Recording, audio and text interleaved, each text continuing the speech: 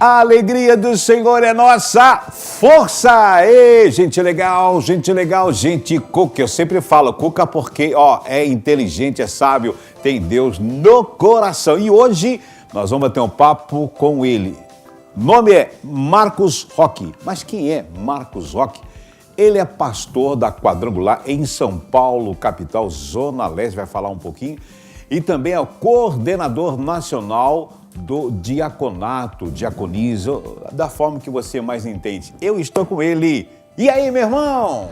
Tudo bem, pastor Vicente? Tudo em ordem? Estou feliz com você, hein? Eu também estou muito feliz de participar do programa e quero mandar um abraço para todo o pessoal que nos acompanha. É uma alegria muito grande poder ter essa abertura para falar dos nossos projetos, das nossas coisas. Legal. Muito obrigado. Peraí, tá saindo topete, porque tá acabando o topete aqui, meu. O que está acontecendo aqui, meu irmão? O que está vendo aí? É o tempo que vai chegando? É um novo corte. Mas me diga uma coisa, antes da gente entrar no nosso objetivo também, que é falar um pouquinho de um número de pessoas muito grande que estão ao teu lado trabalhando, vamos falar um pouquinho sobre você.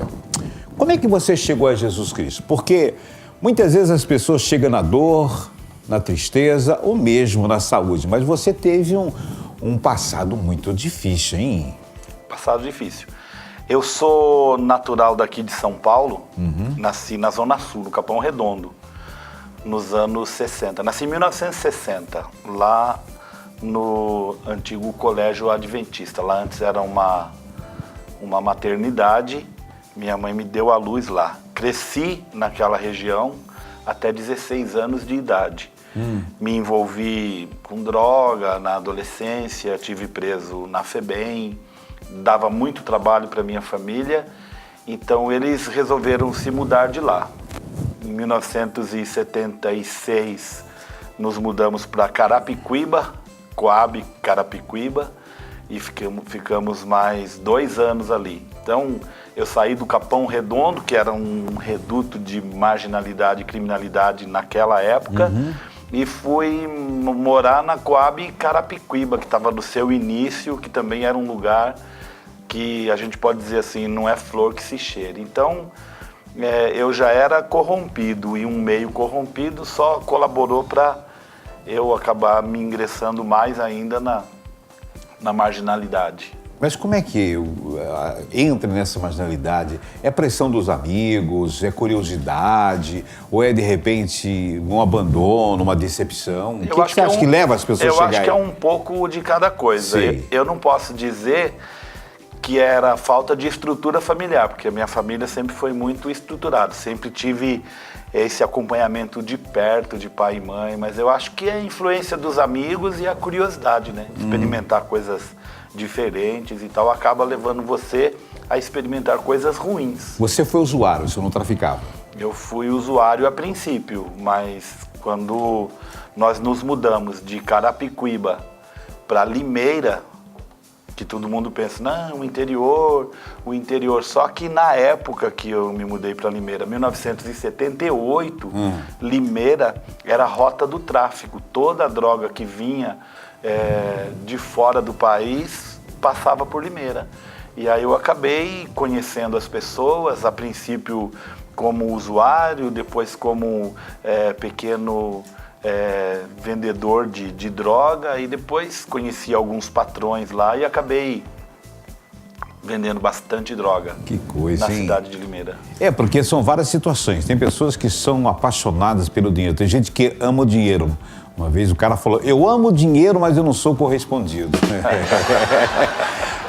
Mas claro, muitos vão pelo dinheiro mesmo, porque eu falei, são várias coisas que enriquecem o cara. Infelizmente, a droga enriquece e acaba com a vida das pessoas, né? Agora, como é que, quanto tempo você ficou nessa vida, nessa marginalização? 9 anos. 9 anos, cara? Durante 9 anos.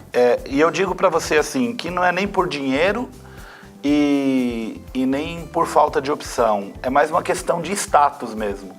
Porque se você está no meio da droga e você é a pessoa que tem, então você é meio que cotejado, você é meio que reverenciado, e isso faz um bem para o ego da pessoa. Eu nunca disse em nenhum dos meus testemunhos que eu fui um traficante, porque eu nunca trouxe droga. Eu vendia droga, então para os amigos, colegas, tá aqui, ó, peguei para você aqui e tal. Eu me vejo mais como um vendedor, vendia pro bairro todo. Vendia bastante, que coisa, mas cara. assim, trocava, pegava coisa que as pessoas roubavam da família, objetos como televisão, aparelho de som, na época ainda não tinha celular à vontade como tem hoje, mas pegava coisas, até inusitadamente, uma vez peguei um enxoval inteiro de um casamento que o rapaz tinha pegado da própria irmã, que estava para consumir droga? Para consumir? E ele trocou por droga. Que coisa, cara. Agora, tudo vem da cabeça, né? Porque eu era, assim, adolescente, tentei fumar, né? Cigarro mesmo. Dá uma tragada aí, eu dei uma tragada. Deu um desespero terrível, parece que o pulmão ia estourar, cara. Eu louvo a Deus não ter entrado nesse vício. Mas como é que foi seu encontro com Deus? Como você largou de tudo isso aí? Então, aí não existe nada que se faça na terra que não seja revelado. É o que diz a palavra de Deus, em Mateus capítulo 10, verso 26. Eu sei muito bem esse versículo porque nessas minhas andanças de sair na madrugada, de ir pro erro e tal, eu ainda sou do tempo que a televisão saía fora do ar. Não sei se você lembra. Eu sou do tempo de colocar bombril, palha de aço, andava com sabe aquela antena? Vira à direita! Não, tá chuviscando. Agora, à esquerda, para. Daquele tempo, né? Preto e branco, aquelas imagens tudo tortas assim, né? E a televisão saía fora do ar. Chegava lá... É verdade. 1h30, 2 horas da manhã. Não tinha repetidora, né? Chamava 1h30, 2 da manhã, eles falavam assim, agora estaremos temporariamente fora do ar para a troca dos nossos transmissores. Era aquele filme que estava assistindo assim, agora vai pegar o bandido, agora ela vai ficar com ele. Então, eu cheguei em casa depois que a televisão já tinha saído fora do ar. Cheguei em casa, pus num canal, pus no outro canal, no outro canal, nada. E aí, em cima da televisão, tinha a Bíblia do meu pai, que já tinha se convertido. Aí eu falei, não tenho nada a fazer, tô sem sono, tava bem atrapalhado de droga, sem sono nenhum. Fui pegar a Bíblia para ler. Aí quando eu peguei a Bíblia para ler assim, era muito grande, né? Falei, não dá para ler tudo isso aqui, vou ler em qualquer lugar. Abri e caiu exatamente em Mateus, capítulo 10, verso 26. Aí quando eu li aquilo assim, estava escrito lá, não há nada que o homem faça encoberto que não venha a ser revelado sobre os telhados. Eu levei um susto com aquela revelação, com aquela palavra. Eu falei, louco, se falar o que eu estou fazendo no telhado, eu vou em cana. Pensei, né? Fui até dormir. Não, e ainda bem também que não abriu aquela página assim, e Judas suicidou, cara, não dá. Então, mas eu não aconselho ninguém a querer que Deus fale assim, abrindo a Bíblia, mas estou falando que foi o que aconteceu comigo. Ou abre entre o Velho e o Novo Testamento. Deus não tem nada que falar para mim. E daí, quando eu li aqui esse texto na Bíblia, fiquei um pouco assustado, falei, nossa, esse livro aqui não é bom não. Coloquei lá e fui dormir. E 3 dias depois, a casa caiu. 3 dias depois desse acontecido, eu fui preso, fui parar nas páginas de crime da cidade de Limeira. Foi bem escrachado mesmo. Lá tinha um programa parecido com o do Gil Gomes, de policial. Na época era... esqueci o nome. Mais ou menos ele. Mas era igualzinho. Marcos Roque. Exatamente. 1,90 m de altura. Cabeludo. Você era cabeludo ou não? Cabeludo e barbudo. Nossa, e aí? E aí eu fui preso, fiquei preso uns dias e o meu pai foi me ver na cadeia. E quando ele foi me visitar, ele falou assim, filho, eu nunca te ensinei essas coisas, mas se você abrir o seu coração e aceitar Jesus, ele te tira daí. Aí quando meu pai foi embora, eu fiquei sozinho na cela, estava numa cela que não tinha outro preso comigo, eu dobrei o meu joelho na cela e falei a seguinte oração, Deus que o meu pai falou, se você existe mesmo, eu estou entregando a minha vida para você e eu quero ser um pregador da sua palavra. Nem sei por que eu disse isso. Você não tem noção que é ser pregador da palavra. Eu não era nada. Eu vim descobrir depois. Eu vim descobrir depois, Miguel Bertolotto, que é pastor na cidade de Santa Bárbara do Oeste, o Humberto Mantes, que é pastor da nossa igreja em Iracemápolis. Eles foram pastores do meu pai em Limeira, tanto o Humberto quanto o Miguel. E eles me dizem, quando a gente se encontra, que todas as correntes que meu pai entrava, ele dizia exatamente isso. Ora porque eu quero meu filho convertido e pregando a palavra. Era uma oração forte que ele fez, porque quando eu entreguei minha vida para Jesus, eu disse isso. E não tinha noção de nada, não conhecia a Bíblia. Para você ter uma ideia, eu tinha uma caixa de fósforo comigo, que o pessoal da outra cela me mandou, amigos meus que estavam já... eu estava numa cela intermediária, ainda ia para o pavilhão. Então eles já estavam lá, então eles mandaram cigarro, mandaram fósforo, mandaram comida para mim.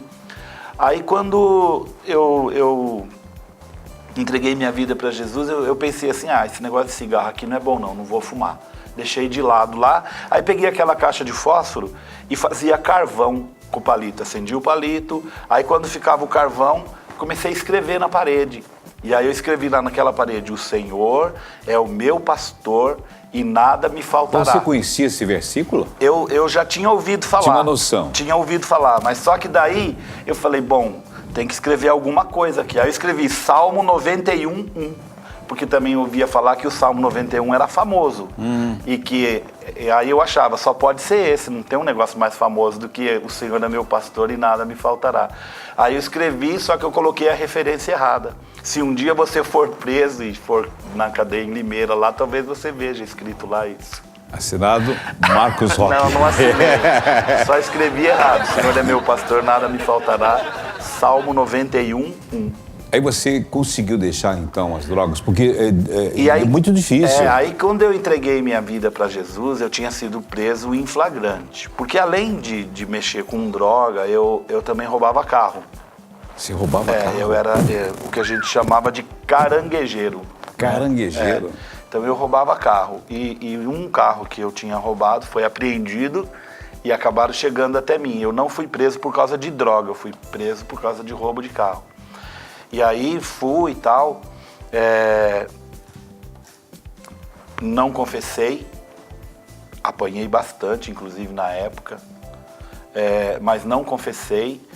Eu segurei que eu tinha comprado de outra pessoa. O tempo todo eu falei isso e acabei, inclusive, assinando esse processo, porque é o mesmo tamanho, né? Tanto quem rouba quanto quem recepta é o mesmo tempo de pena. Então não tem atenuante por você comprar ou por você roubar.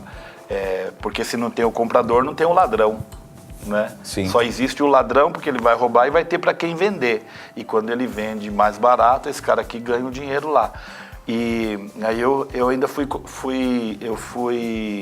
processado em 2 artigos, porque eles desmembraram esse artigo de receptação. Eu lembro que era o 81 e o 82, que um era receptação culposa, que era sem saber que era roubado, e um por receptação dolosa, que era sabendo que era roubado. E aí eu fui condenado no primeiro, peguei 2 anos de reclusão, mas por ser primário, eu fiquei em liberdade vigiada, sursi que chama. Então eu tinha que, até 10 horas da noite, estar em casa. Aí eu estava indo para o segundo processo, só que nesse meio tempo aqui houve a minha conversão. Então eu me converti, entreguei minha vida para Jesus, fui solto por engano, porque houve lá uma confusão e eu fui solto por engano. Foi o meu primeiro milagre, porque quando eu entreguei minha vida para Jesus, eu disse, Deus que meu pai falou, se você existe mesmo, eu entrego a minha vida para ti e eu quero sair daqui. E naquele mesmo dia eu fui solto por engano, no mesmo dia. Então foi o primeiro milagre que eu experimentei. Deus me soltou. E quando eu dou esse testemunho, eu costumo dizer assim, o delegado me soltou por engano, mas Deus sabia quem ele estava soltando. E aí eu fui para a casa dos meus parentes em Minas, Eles voltaram me procurar para me levar de volta, não me acharam. Eu esperei relaxar a situação, me reapresentei com um advogado, respondi todo o processo em liberdade, fui condenado a 2 anos nesse primeiro, fiquei de sursi, e aí tinha um outro, que era de 2 a 8 anos. Era de 2 a 8, já estava na igreja, já conheci minha esposa, porque a justiça é morosa. Então, estava demorando cerca de 1 ano já para esse trâmite todo. E a minha advogada falava assim para mim, você vai ser condenado, porque você já não é mais primário e esse artigo é reincidência. Então não tenho como te livrar. Você vai pegar no mínimo 2 anos de reclusão e vai ter que cumprir. Mas fica tranquilo, porque com 1/3 da pena eu te tiro. Aí eu falava assim, 1/3 da pena, 24 meses, 1/3 é 8. 8 meses preso, não quero. Não quero. E os amigos da igreja, né, os jovens da igreja, eles falavam assim, não, fica tranquilo, porque se Deus permitir que você vai preso, é para você pregar o evangelho lá dentro. Na época não tinha essa expressão, tá amarrado, né, senão eu falaria. Tem expressão que muitas vezes as pessoas não entendem, tá amarrado, o fogo vai cair, o cara sai correndo desesperado, chama o bombeiro, né? Esse lugar será abalado, o cara pensa que é terremoto, tem umas frases assim, mas mesmo assim você estava entendendo. Eu não queria ser preso, e quando eles falavam isso eu não aceitava. Não aceitava que o plano de Deus era me pôr na cadeia. Se ele me livrou, qual o propósito de Deus me colocar lá, não é? Aí eu orava muito e no dia da minha última audiência, porque a audiência ela é desdobrada, tem a parte que você fala, depois tem a parte que o acusador fala, né, as testemunhas de acusação, depois tem a parte que as testemunhas de defesa, cada isso é numa audiência. Sim. E depois tem a quarta, que é a do veredito, que é aquela que você vai para lá e você pode sair, preso. Mas todo isso é um processo de espera, demora muito, vem a ansiedade, vem o estresse, é terrível que entra nesse mundo e depende, né? Exatamente, é uma incógnita. E a gente estava orando, meus pais orando, minhas irmãs orando, e chegou o dia. Chegou o dia da audiência. A audiência estava marcada para as 14 horas. Eu trabalhava num restaurante de barman e naquele dia eu nem fui trabalhar. Você trabalhou no restaurante do barman? Trabalhei de barman. Se eu for trabalhar no restaurante do barman, tem lá um balcão, o cara vai ver uma mãozinha assim. Não enxerga, aí ele vai perguntar, você está sentado ou está em pé? Até explicar pro cara. Aí você ficava lá em pé, numa boa, fazendo aquelas misturas. Eu fazia os drinks, fazia suco, servia tudo que era necessário no restaurante, né? E naquele dia eu nem fui trabalhar, porque eu estava apreensivo, então eu fiquei em casa, orando, lendo a Bíblia. E a Igreja do Evangelho Quadrangular em Limeira, desde a minha conversão em 1983 até os dias de hoje, tem o programa de leitura anual da Bíblia. Certo. Quando a gente está lendo a Bíblia, passo a passo. E naquele dia, a leitura da Bíblia era Romanos 8, naquele dia. E você sabe assim, que a Bíblia é escrita de Gênesis a Apocalipse e é igual no mundo inteiro, só muda a língua em que ela é traduzida. E é o que a gente chama de logos, palavra escrita. Sim.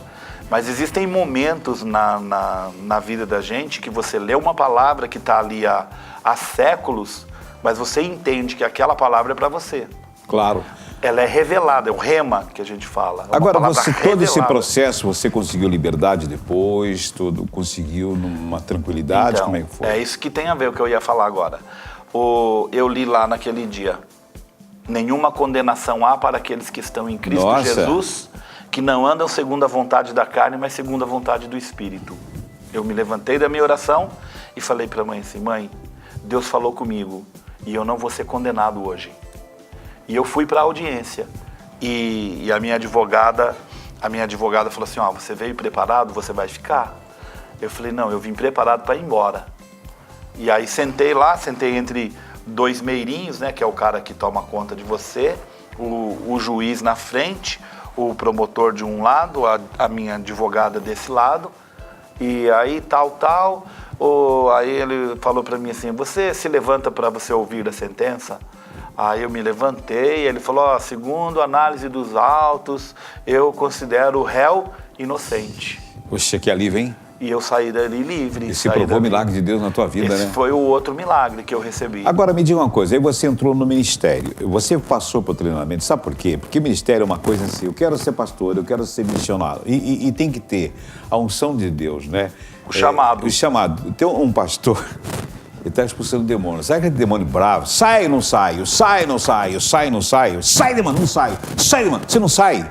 O pastor disse, então saiu. E o pastor saiu, foi embora. Porque você tem que ter autoridade, tem que ter unção. Então você passou por um período da marginalização. Eu passei, eu fui. E agora você é o pregador. Sim, eu fui para a igreja, normalmente, nunca me propus nada em que não fosse chamado para fazer.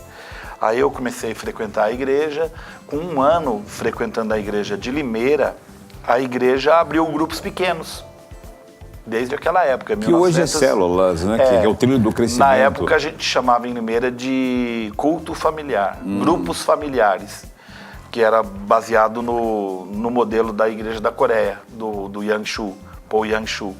E eu me propus a dirigir um grupo num bairro afastado da cidade, e eu comecei lá numa casa com 8 pessoas, a pregar para aquelas 8 pessoas. Nas 8 pessoas tinha meu pai, minha esposa, minha irmã, meu sobrinho, o dono da casa, 5, o marido dela, 6 e 2 pessoas que eram visitante. Então a minha igreja, a minha congregação era a minha família, 8 os pessoas. Donos da casa e mais 2 pessoas. 8 pessoas eu comecei o meu ministério. Só que teve um crescimento explosivo. Cresceu muito rápido, eu comecei a pregar o evangelho e Jesus começou a fazer milagres. E em menos de 3 meses, eu estava com mais de 40 pessoas reunindo na casa e nem dava para multiplicar. Queria que multiplicasse, mas era tudo novo. Não tinha gente que pudesse assumir para abrir outro, porque foi muito rápido o crescimento. Aí o pastor Ciro propôs para mim que eu abrisse uma congregação. Aí abriu a congregação, daqui a pouco nós já estávamos com mais de 60 pessoas, não cabia mais ali. Eu procurei um terreno para comprar, achamos o terreno num lugar bom. Aí a igreja de Limeira tinha um caminhão de puxar material de construção. Eu pedi o caminhão emprestado para o pastor Ciro para catar ferro velho na rua. Sabe, cata-treco, limpar quintal. Então eu saí limpando o quintal dos outros e pegando ferro velho. E aí enchi aquele caminhão de ferro velho, ia lá no depósito de ferro velho vender e fui juntando dinheiro e a gente comprou o terreno com ferro velho. Bom, aí o seu ministério continua até hoje e vai continuar sempre. Agora, olha, gente, você que está acompanhando aqui, a esperança em tudo. O pastor Marcos Roque está aqui com a gente falando justamente de mudança. Mudança, o milagre das pessoas é mudar por dentro. Ele foi liberto de drogas e de furto, que ele vivia uma vida totalmente longe de Deus e ele teve um encontro com o Senhor. Tem um vídeo, porque você é o coordenador nacional do diaconato. Coordenador nacional do diaconato. Vamos assistir o vídeo, preste atenção, acompanhe agora. Aqui no Espaço Gato para a apresentação do Congresso Nacional do Diaconato, etapa Nordeste. Sejam todos bem-vindos. Ele veio, sim, eu amei, somente dele, mais ninguém. A Deus seja o louvor. Aqui no Congresso Nacional, esperamos que Deus derrame muitas bênçãos sobre este lugar.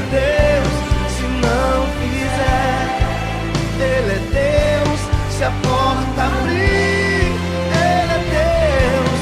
Mas se fechar, continua sendo Deus. Se a doença vier, Ele é Deus. Se curar eu for, Ele é Deus. Se tudo der certo, Ele é Deus. Mas se não der, continua sendo Deus. Nesse vídeo tem várias cenas muito bacanas, bandeiras, entrada de bandeira, e parece que os diáconos e diaconistas estão numa posição como se fosse um pilotão do exército. Como é que é? Explica pra mim o que aconteceu lá. Eles fizeram uma coreografia. Isso foi aonde? Foi em Alagoas, Maceió. No mês de... Foi agora, agosto. recente, 18 e 19 de agosto. Congresso Nacional Nordeste? Norte e Nordeste. Norte e Nordeste. E tínhamos lá cerca de 1.750 pessoas, com mais alguns convidados, 1.800 pessoas presentes. Foi muito bom. Nós tivemos 82 pessoas batizadas no Espírito Santo. Maravilha. Lá, muitas pessoas quebrantadas, muitas pessoas recebendo dons espirituais. E essa abertura foi feita pela igreja de Alagoas. Eles ficaram com a abertura e eles fizeram uma ordem unida. Que é aquilo que nós assistimos, exatamente, todo mundo lado a lado. Que é a ordem unida como se fosse o exército de Deus, né? O diaconato, o exército de Deus na igreja. Então eles entraram marchando, o comandante dava a palavra de ordens, eles apresentavam a palavra, que é a arma. Foi muito bonito de ver, foi muito legal. Encerrou essa atividade 2017, o Congresso ainda vai ter ainda? Ainda vai ter agora, o próximo vai ser em Serra Negra. Serra Negra, quando vai ser? Nos dias 25 e 26 de novembro, na cidade de Serra Negra, interior de São Paulo. Serão participantes deste congresso, Centro-Oeste, Sudeste e Sul. Hoje, você como coordenador nacional do diaconato, você tem uma ideia de quantos diáconos e diaconisas tem? Nós não fechamos o censo, ele está em aberto ainda, mas pelo que já recebi e conhecendo os estados que faltam, nós somos hoje cerca de 160 mil diáconos e diaconisas. É uma cidade, hein? Uma cidade do interior. O mínimo de idade do diaconato, 14 anos, 12 anos? Hoje em dia, assim, não tem uma idade mínima, porque existe em muitas regiões o diaconato mirim, que é formado por crianças que veem os pais, os avós e querem também ter o seu uniformezinho. E aí as igrejas não dão escala para eles, mas deixam eles à vontade. Mas eles já querem trabalhar, né? Eles querem trabalhar, servir o Senhor. Então tem diaconato mirim. Eu acho, não tenho certeza absoluta disso, mas eu creio que o precursor do diaconato mirim é o Paraná, que começou com esse diaconato mirim e a ideia se alastrou pelo Brasil inteiro e hoje nós temos. E hoje nós temos muito diaconato jovem também, porque há um tempo atrás, seguindo os padrões bíblicos rigorosamente para o diaconato, o diácono seja marido de uma só mulher, né? Então, você tem que sair dessa. Marido de uma mulher, não tem esse lance, porque Salomão, porque lá na Arábia Saudita, sei lá. Não é verdade? O cara tem que ter a sua companheira mesmo, porque como é que ele vai cuidar dos outros se ele tá com um problema sério? Não vai? Então, antigamente só se aceitava diácono casado. Não se aceitava diácono solteiro. E aí, o que estava acontecendo é que nós percebemos que o nosso diaconato estava envelhecendo, porque era uma função que poucas pessoas queriam exercer. Porque quem que gosta de chegar primeiro na igreja, ficar fazendo os serviços manuais enquanto está todo mundo adorando, depois todo mundo vai embora e a pessoa ainda tem que ficar na igreja para ajeitar as coisas, fechar a igreja, apagar a luz, fechar a igreja e ir embora junto com o pastor. Eu fui na minha vida... Não, eu acho que tinha uns 15 anos, fui diácono. E a minha função de diácono, vou te contar para você. Minha função de diácono era limpar banheiro. Eu tinha que dar descarga. Eu falei assim, eu tinha que dar descarga. O banheiro lá entupia, eu que ia pra lá. Que tem que servir, né? Servo. Tem que cuidar, né? Ministério servil. E os jovens estão fazendo isso também. E tem hoje. muitos jovens ingressando no diaconato hoje. Então a gente tem uma ala jovem, a gente tem essa ala infantil no diaconato e nós temos muitos jovens casais E também tem aqueles que há 40 anos estão no exercício do ministério, há 50 anos. Você estava comigo quando nós conhecemos a diaconisa lá em Bauru, Foi. há 40 anos no serviço. E ela chegou de manhã, tipo, 7 horas, 8 horas da manhã, era 6 horas da tarde, ela estava lá ainda, dois idosos. Exatamente. Agora, me diga uma coisa, diácono não é apenas, a gente está falando disso aí de limpeza, não é. O diácono, ele ora, ele ora pelos doentes, não é verdade? Ele prega. Ele visita hospitais, ele visita famílias, ele é líder de célula, ele é pregador da palavra. Exato. Porque se você pegar os diáconos do Antigo Testamento, eles não ficavam somente no serviço da mesa. Você tem o Filipe, você tem o Estevão, que foram expoentes de pregação. O Filipe foi para Samaria e abriu a obra em Samaria. Estevão morreu? O Estevão morreu apedrejado pregando. Diácono. E diz que viu os céus abertos, né? E Jesus maravilha. de pé ao lado do trono, pronto para recebê-lo. A única coisa que muita gente fica olhando para o céu, ele vê disco voador, ele vê coisa que não vê, ele vê besteira. Quando você entrega a tua vida para Jesus, a glória você consegue enxergar. Me diga uma coisa, só para encerrar nosso bate-papo, você está na Zona Leste e você trabalha com célula, não é? Sim. Qual é a diferença de célula antigamente? Lembra quando surgiu aquela situação? Agora sim, agora encontrei. E o pastor Mário de Oliveira, que é o presidente da Quadrangular, ele falou, vamos fazer uma coisa dentro da nossa linguagem, dentro da nossa convivência com Deus. E o que você vê a diferença de um tempo para lá, de há um tempo atrás, agora, e que você aplica na igreja onde você está lá, na Vila Formosa, né? Eu participei dos dois modelos de célula. Participei do primeiro modelo, do G12, que era engessado, né? Você não tinha maneira de você adequar à sua realidade, porque tudo que você fazia fora do que vinha de cima era brecha, né? Legalidade para o diabo agir, isso não pode, isso não pode, isso não pode, que acabou que você engessa sua perna, seu braço, e você tenta fazer as coisas, você faz com muita deficiência, você não consegue. E agora nós estamos trabalhando num modelo de célula que é adequado à realidade local. Então você tem liberdade para pôr sua cara, você tem liberdade de manejar e remanejar as coisas de acordo com a necessidade. Então funciona. E como é que está a Vila Formosa lá, a igreja? Nós estamos muito bem, graças a Deus. Nós, quando começamos em célula há 4 anos, nós estávamos com cerca de 120 pessoas frequentando a nossa igreja. Hoje, nós somos em torno de 360, 380 pessoas. Que bacana. Com células infantis. Esse final de semana mesmo abrimos mais 2 células infantis. E essas células infantis, elas estão sendo abertas nos bairros com as crianças moradores da rua. Um trabalho que vocês fazem ação social. É um trabalho também. que nós começamos, que engloba, né, assistência social e evangelismo. Pastor Marcos Roque, foi bom você estar com a gente no Ponto e Vírgula, tá? Continua na sua caminhada aí nos congressos, viajando pelo Brasil todo com os diáconos e diaconisa, e quer dar um recado para eles aí? Bom, eu quero convidar a todos, principalmente os nossos diáconos e diaconisas do Centro-Oeste, do Sul e do Sudeste, para que nos dias 25 e 26 de novembro, na cidade de Serra Negra, você venha participar do maior congresso nacional do diaconato de todos os tempos. Eu espero você lá. Tem um e-mail, tem um site, alguma coisa? Tem o site da coordenadoria, que é Coordenac Diaconato, Coordenac de Coordenadoria Nacional, mas tudo junto, coordenacdiaconato.com.br.